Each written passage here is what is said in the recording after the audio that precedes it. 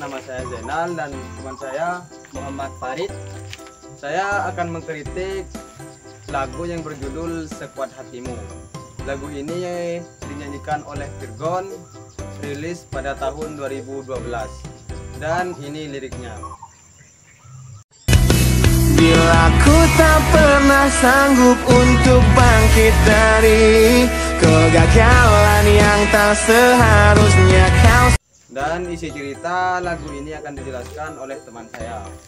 Isi cerita lagu ini sangat spesifik antara seorang anak dan ibunya. Lagu ini mempunyai nuansa emosional yang kuat, terutama dalam ungkapan perasaan anak terhadap ibunya. Lagu ini berisikan tentang permohonan maaf anak terhadap ibunya karena belum bisa menjadi sosok yang membanggakan. Selain itu, lagu ini juga digambarkan kalau dunia sang anak terasa hancur apabila melihat ibunya menangis dan bersedih. Komentar lagu ini menurut saya sangat cocok didengarkan saat kita sudah tidak bisa lagi bercerita kepada siapapun. Kelebihan dari lagu ini, lagunya beraliran pop punk, sehingga cocok didengarkan bagi yang suka lagu pop dan lagu rock.